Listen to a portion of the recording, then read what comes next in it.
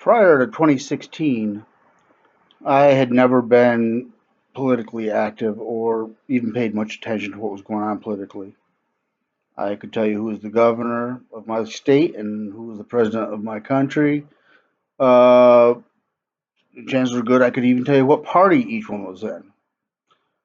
Um, to me, it didn't make much difference who was president.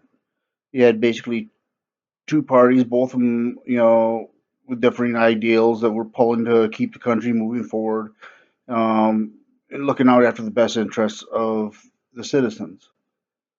In 2016, I started becoming aware when they said that Donald Trump was going to be running for president. And I was like, that's very odd. I mean, the guy's a reality TV star. Why would we want him as president? So I was watching out of curiosity. My misgivings started when I watched the presidential debates and I saw him begin to stalk Hillary Clinton around the stage like he was trying to glower over her and intimidate her. I'm like, that's not right. So when he won the election, and everybody is doomsaying on Facebook, oh my God, I said, hey, the guy hasn't even screwed up anything. I mean, give him a chance. I mean, let's see what he does. And after that, I watched the slow motion train wreck that was Donald Trump's administration. When I listened to him speak, I was horrified. Because it was just is not presidential. You don't insult people. You don't make up names to belittle people, to demean people. Just watching his presidency made me become more and more horrified.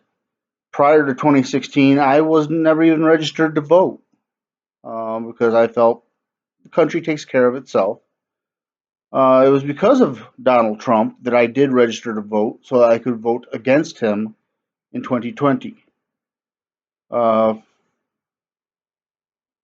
I just am amazed that half of the country fails to see him in the same light I do. I was never dyed in the wool Democrat. In fact, when I registered, they asked me which party I wanted to register under, and I said neither one. They said, "Oh, as an independent, then?" I said, "No, independent's a party." The trouble with political parties is the political parties are more interested in looking out after the political party. The citizens come second. So I didn't want to be a Republican. I didn't want to be a Democrat. I didn't want to be an independent.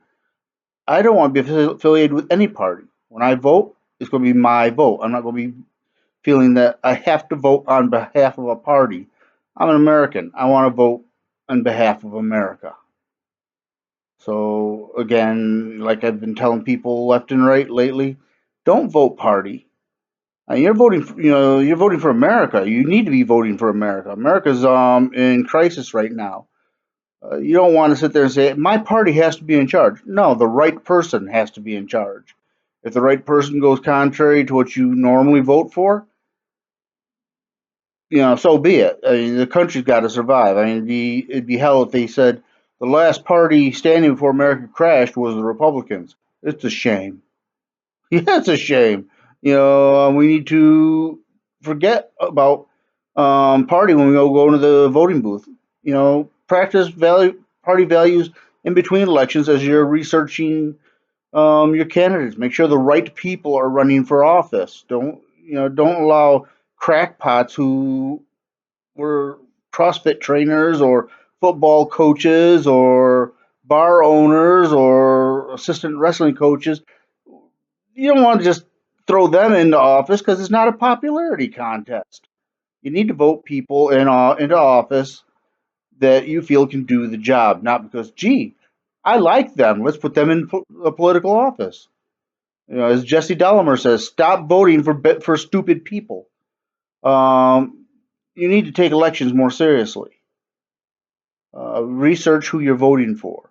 There's many websites online that allow you to research the candidates and to figure out who you want for the various political offices that you're going to be voting for this election. Please make use of them.